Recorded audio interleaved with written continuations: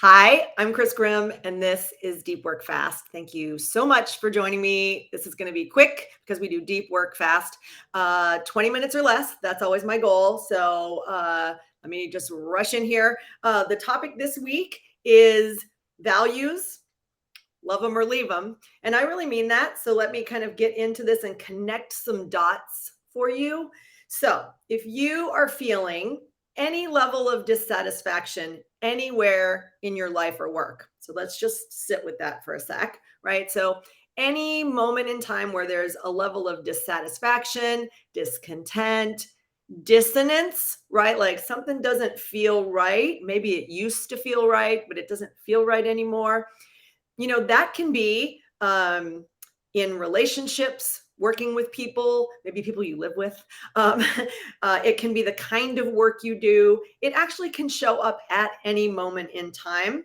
What most people don't get is that those feelings that we get and those nagging messages that this isn't right anymore, I don't like this, why doesn't this feel right for me? Ugh, I need to make a change. That whatever those feelings are, right? They're most of the time born in a disconnect, right? So think about that, of your values, believe it or not, right? So values, if you don't know, and I have blogs about this if you need to take a deep dive. I love this topic. It's very near and dear to my heart and my work. Anybody who's worked with me knows that. Values, they're not fancy words. I know a lot of people have aspirational values. They do little exercises. You read books, that's great. Or in a company, we have values and we post them on the wall. That's a very common practice to try and get people, whether it's you and your family or you and a team, right, to align on the most important things. So, what I'm talking about today, though, is your own personal value system, which you might not understand until this moment is actually mostly subconscious, right? These things have been with you your whole life. So, the longer you've been living, most likely you've been going through a process, some of which was conscious, right? You saying, "This is important to me," or to a person, you say, "You are important to me," or "Living in this place is important to me." We articulate what we believe is important to us. We also spend a lot of time, whether you know it or not, talking with other people or demonstrating what is not important to us. So we say something, we make decisions, we do stuff, and that is reflective of what is actually important to us. And so when we are often feeling in conflict or, like I said, dissatisfied, it usually means that what we feel and think is important on the inside is in some way out of alignment with what we're doing and saying on the outside. So, what I want to do today is talk about something that oftentimes in coaching is not obvious to people until I point at it. So, today I'm going to point at it for you. There are three limited resources that you have. So, if you need to write this down, go for it. Otherwise, just go get my blog later.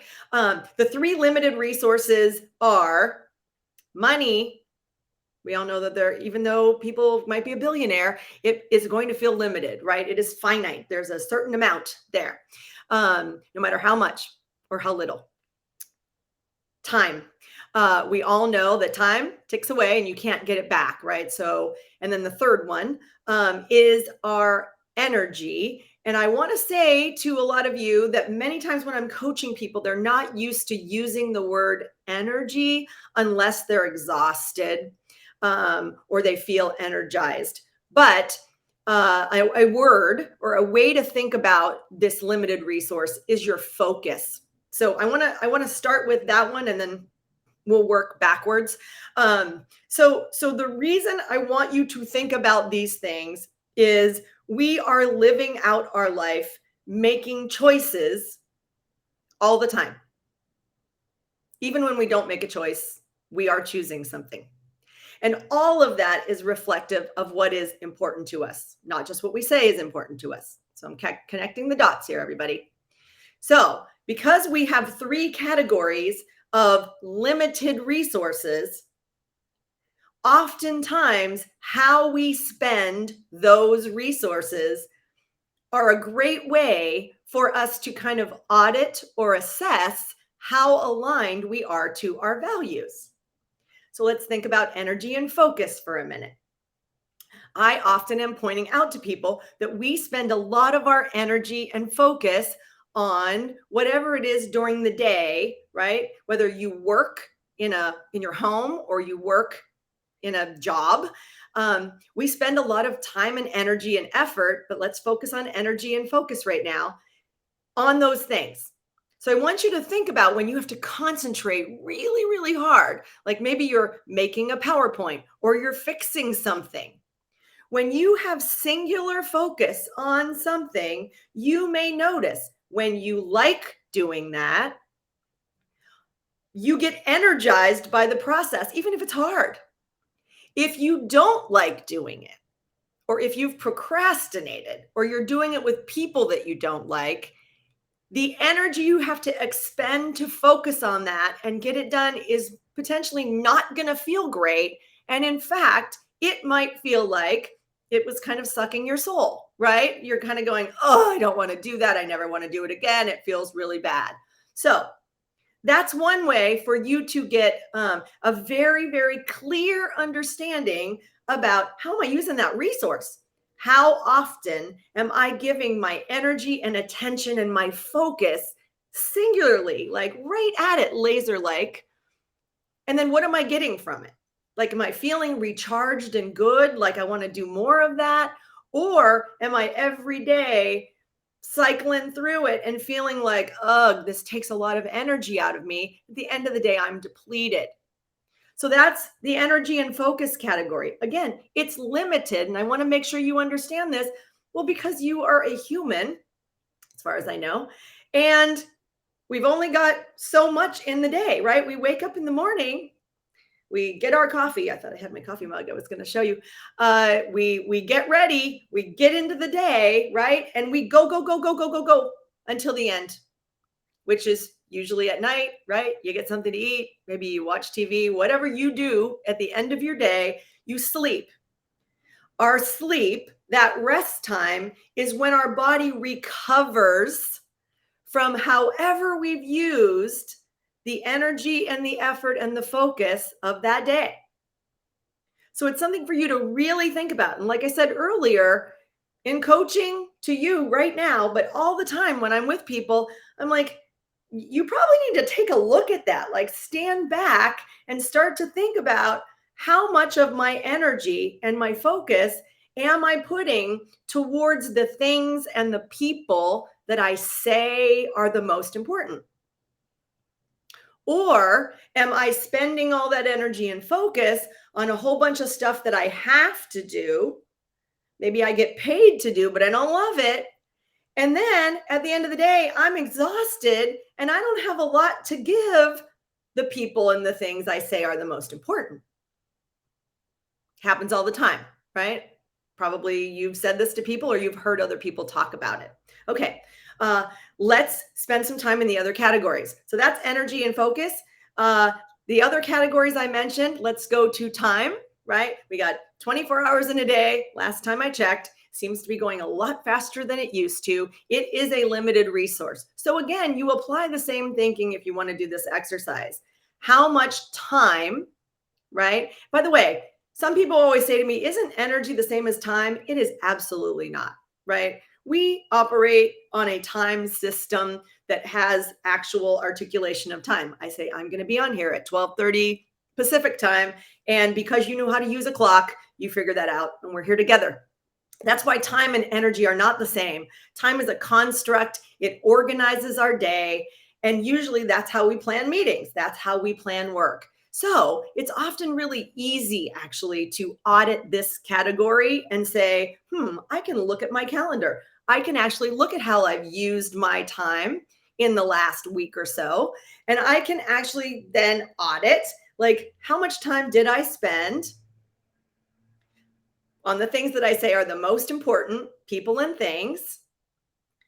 Where do I have to maybe make some shifts? And then if you put that together with the energy thing, you can start to see what I was saying is when you spend a lot of hours, highly focusing your energy and effort on things. And then you want to change that, right? You have to look at those values and say, what am I saying is important? Who am I saying is important? What do I say I want to do? What do I want to do more of? How do I fit that into my calendar moving forward so that I can do it in times where I have the energy and the focus left so it feels good? And I can put that into the things that, again, are really, really important to me. The third category, we can't miss it. It's a sensitive topic for a lot of people, and it's our money. So I'm not bringing this up to make you feel bad. And believe me, I'm a perpetrator here. Like, I like to buy things. Hate to admit it, but it's true. And sometimes when I'm feeling yucky, I like to shop on Amazon or whatever. So again, I'm with you. If this is a category that maybe needs some auditing and change, I want you to be honest with yourself. You might not want to admit it to other people. I think this really needs a look if in fact you have those feelings. Again, I'm with you. But anyway, let's go there. So our money is one of the most tangible or limited resources that we have. Now, I'm not saying you can't make more because most of us do, right? That's our life. We're making money, we're spending money, we're making money, we're spending money. So again, let's use those same principles. And I find in my coaching, when people include money in their values audit, they start to see some really interesting patterns.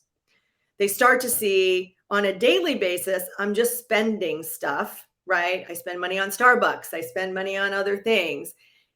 But big things might be a really hard decision for you. Why? Because when it's a big amount of money, for you, your values might show up really loud. Like if I have to spend $20,000 on something, like maybe a car you're going to buy. My car's more than 20,000, probably yours too. But a major purchase, excuse me, that's when you can feel your values talking to you. And I wanted to highlight that because oftentimes when I'm doing in coaching and I'm bringing up these three things, it's hard for people to see their values in the energy category and the time category because most people, wait for it, most of us are so used to committing at least 5 days a week to work and a lot of hours and a lot of energy and effort that we don't actually think about the choice we have to reapply that time and energy and effort to something different if our values feel misaligned.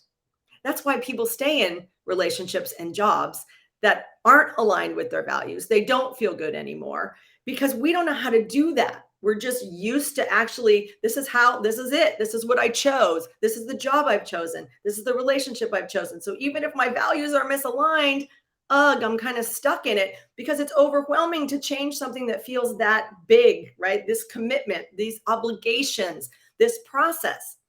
Money is a little bit different, like I said. And oftentimes what happens when you look at all three of those together, you can start to see the patterns of your values because like I said to you, when you make big purchases, and if you think about that, think about how you maybe ruminate and have a hard time planning big vacations, right? Or if you've ever bought a house, you probably know that for a lot of people that can feel really emotional. Like you get all invested and then you don't get that house, right? That's your values.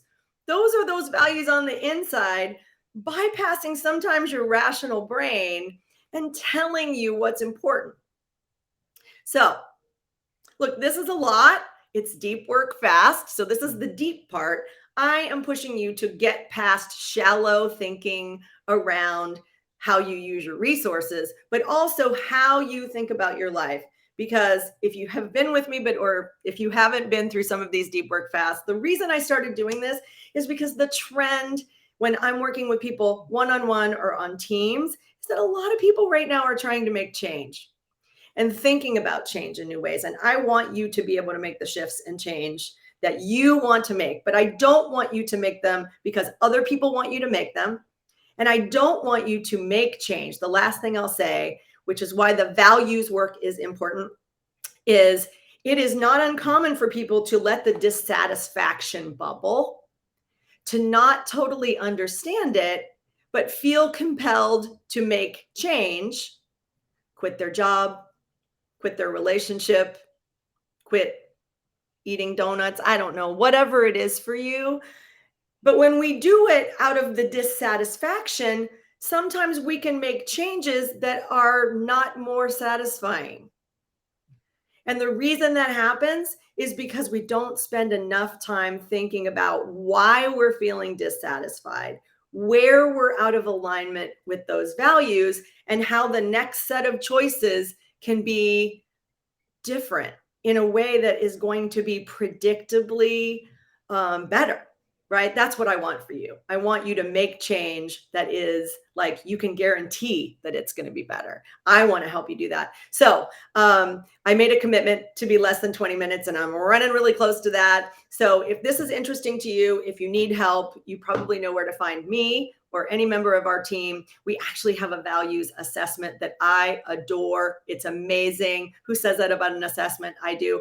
It's called the AVI. If you are interested, ping me for that, because that can actually help you start to figure out what values are talking to you, put some words to it so that you don't have to try and figure this out at night when you're exhausted. Okay. Thank you. Thank you. Thank you for being with me. I will put a recap of this. Note that our blog this week is all about everything I've just talked about. So if you need it, go get it. And let's do this. Thanks. Bye.